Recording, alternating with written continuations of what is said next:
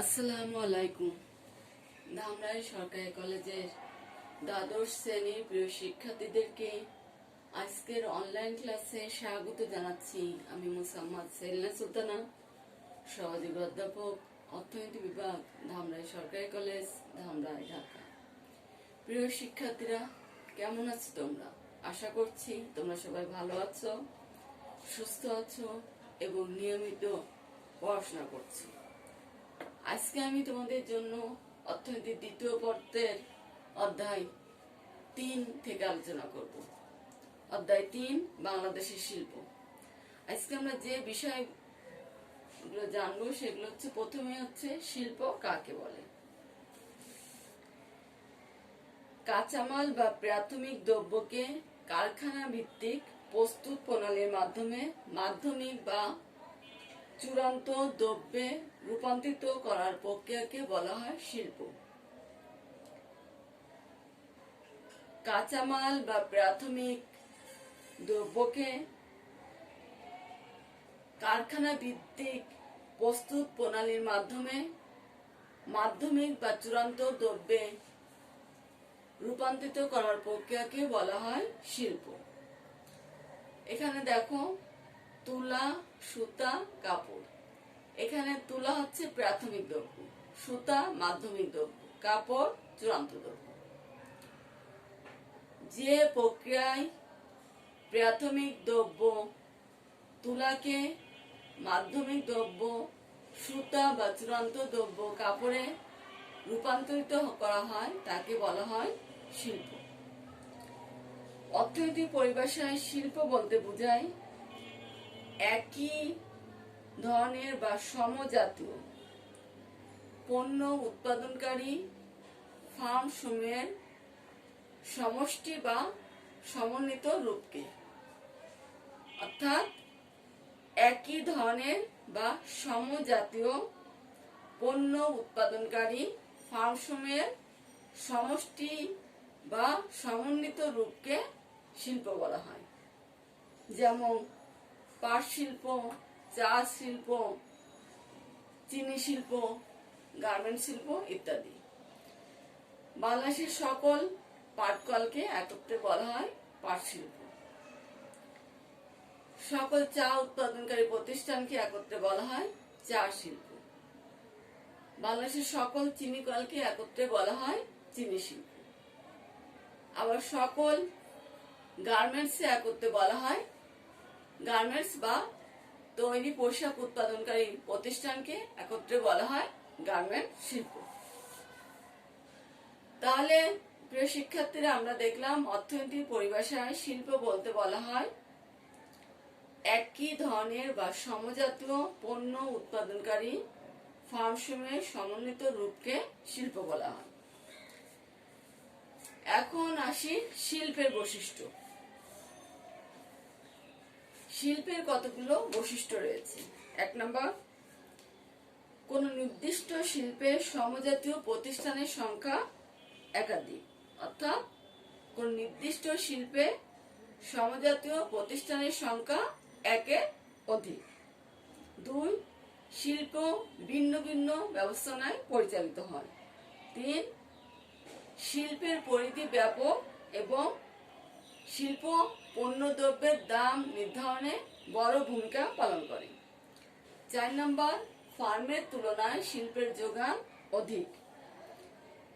5 নম্বর, পূর্ণ প্রতিযোগিতামূলক বাজারে ফার্ম ও শিল্পের পার্থক্য বিদ্যমান, কিন্তু একচেটিয়া বাজারে এর কোনো পার্থক্য নেই। অর্থাৎ পূর্ণ প্রতিযোগিতামূলক বাজারে ফার্ম ও শিল্পের মধ্যে পার্থক্য দেখা যায়, কিন্তু একচেটিয়া বাজারে এ ধরনের কোনো পার্থক্য নাই। 6 নম্বর হচ্ছে, শিল্পের চাহিদা রেখা ডান দিকে নিম্নগামী। এরপরে আসি শিল্প কাঠামো।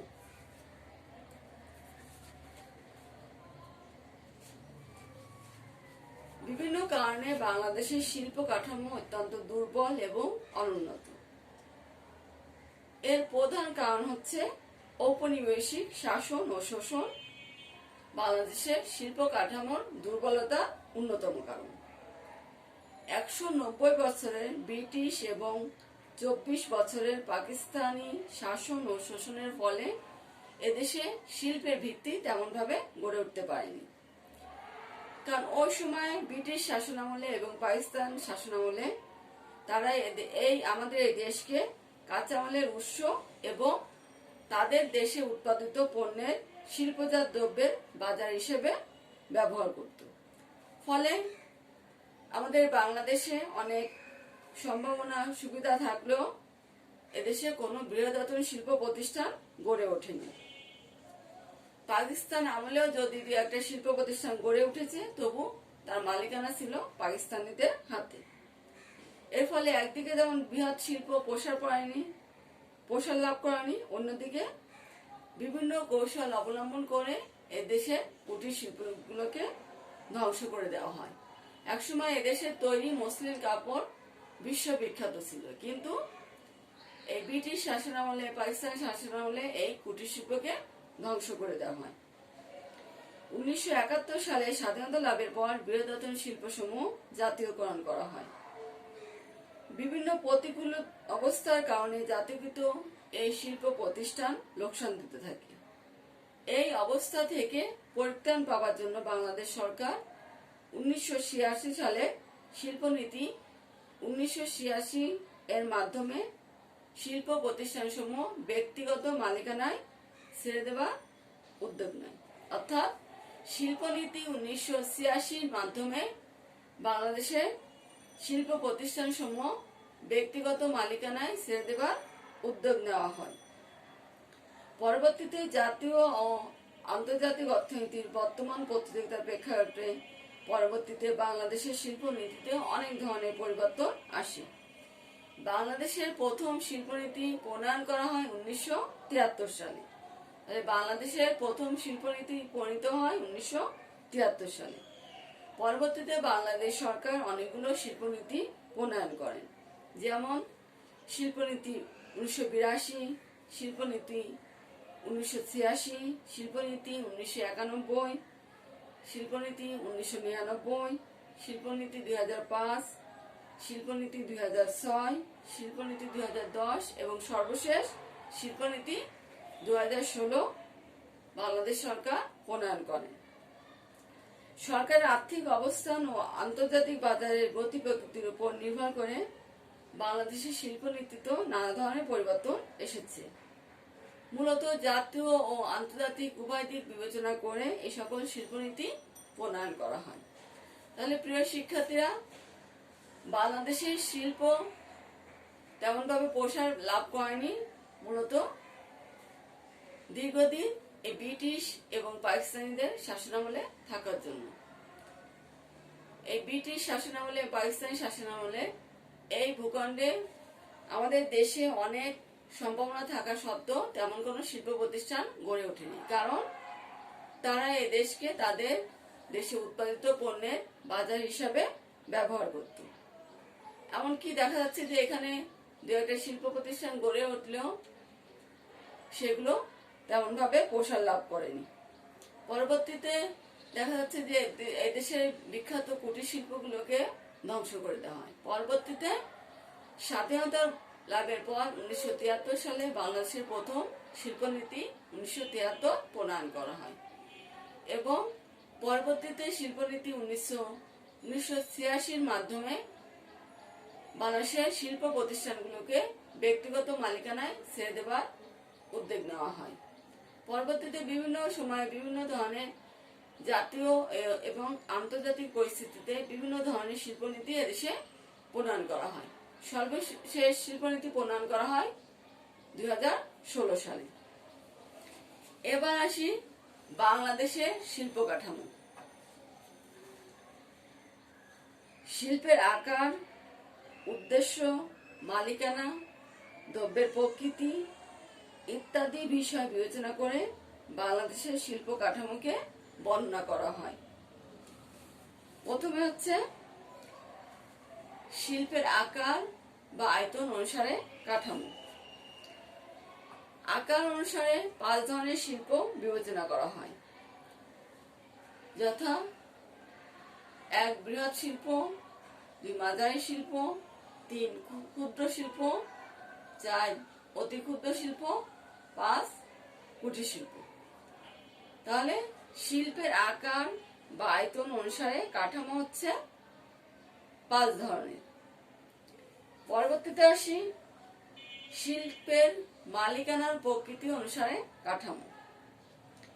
মালিকানার ভিত্তিতে শিল্পকে প্রধানত 2 শ্রেণীতে ভাগ করা যায়, যথা 1 রাষ্ট্রীয় বা সরকারি মালিকাধীন শিল্প, 2 ব্যক্তি বা বেসরকারি মালিকাধীন শিল্প। তাহলে মালিকানার ভিত্তিতে শিল্পকে 2 ভাগে ভাগ করা যায়। পরবর্তীতে উৎপাদিত দ্রব্যের ব্যবহারিক প্রকৃতি অনুসারে কাঠামো। উৎপাদিত দ্রব্যের ব্যবহারিক প্রকৃতি অনুসারে শিল্প 3 প্রকার, যথা 1 ভোগ্যদ্রব্য উৎপাদনকারী শিল্প, 2 মাধ্যমিক দ্রব্য উৎপাদনকারী শিল্প, 3 মূলধনী দ্রব্য উৎপাদনকারী শিল্প। তাহলে প্রিয় শিক্ষার্থীরা, উৎপাদিত দ্রব্যের ব্যবহারিক প্রকৃতি অনুসারে শিল্পকে 3 ভাগে ভাগ করা যায়। এরপর হচ্ছে উপকরণ ব্যবহারের নিবিড়তার ভিত্তিতে কাঠামো। উৎপাদন ক্ষেত্রে ব্যবহৃত উপকরণ ব্যবহারের উপর ভিত্তি করে শিল্পকে 2 ভাগে ভাগ করা যায়। 1 শ্রম নিবিড় শিল্প, 2 মূলধন নিবিড় শিল্প। তাহলে উপকরণ ব্যবহারের নিবিড়তার ভিত্তিতে শিল্পকে 2 ভাগে ভাগ করা। 1 হচ্ছে শ্রম নিবিড় শিল্প, 2 মূলধন নিবিড় শিল্প। এরপর হচ্ছে শিল্প দ্রব্য উৎপাদনের উদ্দেশ্য বিবেচনায় কাঠামো। শিল্প দ্রব্য উৎপাদনের উদ্দেশ্য বিবেচনায় শিল্প কাঠামোয় কোন উদ্দেশ্যে শিল্প দ্রব্য উৎপাদিত হবে তার ভিত্তিতে শিল্পকে 2 ভাগে ভাগ করা হয়। 1 হচ্ছে রপ্তানিমুখী শিল্প, 2 আমদানিমুখী শিল্প। তাহলে কোন উদ্দেশ্যে শিল্প দ্রব্য উৎপাদিত হবে তার ভিত্তিতে শিল্পকে 2 ভাগে ভাগ করা যায়। 1 রপ্তানিমুখী শিল্প, 2 আমদানি বিকল্প শিল্প। তাহলে প্রিয় শিক্ষার্থীরা, শিল্প কাকে বলে? সাধারণভাবে আমরা বলতে পারি কাঁচামাল বা প্রাথমিক দ্রব্যকে কারখানা ভিত্তিক প্রস্তুত প্রণালীর মাধ্যমে মাধ্যমিক বা চূড়ান্ত দ্রব্যে রূপান্তরিত করার প্রক্রিয়াকে শিল্প বলা হয়।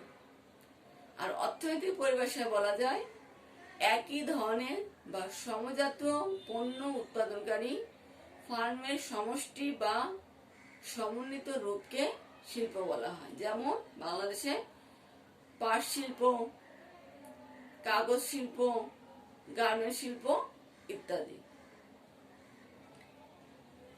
আর বাংলাদেশ শিল্প কাঠামো, এটা আমরা কি দেখলাম যে শিল্প কাঠামো হচ্ছে শিল্পের আকার ভেদে শিল্পকে কয়েক ভাগে ভাগ করা হচ্ছে। শিল্পের আকার ভেদে শিল্পকে আমরা 5 ভাগে ভাগ করতে পারি: বৃহৎ শিল্প, মাঝারি শিল্প, ক্ষুদ্র শিল্প, অতি ক্ষুদ্র শিল্প, কুটির শিল্প।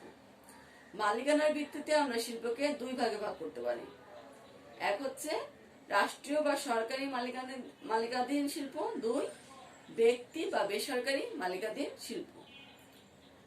উৎপাদিত দ্রব্যের ব্যবহারিক প্রকৃতি অনুসারে শিল্পকে 3 ভাগে ভাগ করা হয়। 1 ভোগ্যদ্রব্য উৎপাদনকারী শিল্প, 2 মাধ্যমিক দ্রব্য উৎপাদনকারী শিল্প, 3 মূলধনী দ্রব্য উৎপাদনকারী শিল্প। উপকরণ ব্যবহারের নিবিড়তার ভিত্তিতে শিল্পকে 2 ভাগে ভাগ করা হয়: শ্রম নিবিড় শিল্প, 2 মূলধন নিবিড় শিল্প। শিল্প দ্রব্য উৎপাদনের উদ্দেশ্য বিবেচনায় শিল্পকে 2 ভাগে ভাগ করা হয়: 1 রপ্তানিমুখী শিল্প, 2 আমদানি বিকল্প শিল্প। প্রিয় শিক্ষার্থীরা, বাংলাদেশের প্রথম শিল্পনীতি প্রণীত হয় কত সালে? প্রথম শিল্পনীতি প্রণীত হয় 1973 সালে এবং শিল্পনীতি 1986 আলোকে বাংলাদেশের শিল্প প্রতিষ্ঠানসমূহ ব্যক্তি মালিকানায় ছেড়ে দেওয়ার উদ্যোগ নেওয়া হয়। পরবর্তীতে বিভিন্ন সময় জাতীয় এবং আন্তর্জাতিক পরিস্থিতি বিবেচনায় করে বিভিন্ন সময় বিভিন্ন ধরনের শিল্পনীতি প্রণীত হয়েছে। সর্বশেষ শিল্পনীতি প্রণীত হয় 2016 সালে। তাহলে প্রিয় শিক্ষার্থীরা, আজকে আমরা যে বিষয়গুলো জানলাম সেগুলো হচ্ছে শিল্প কাকে বলে, শিল্পের বৈশিষ্ট্য, শিল্প কাঠামো এবং বাংলাদেশের শিল্প কাঠামো। প্রিয় শিক্ষার্থীরা, আজকে এ পর্যন্তই। আল্লাহ হাফেজ।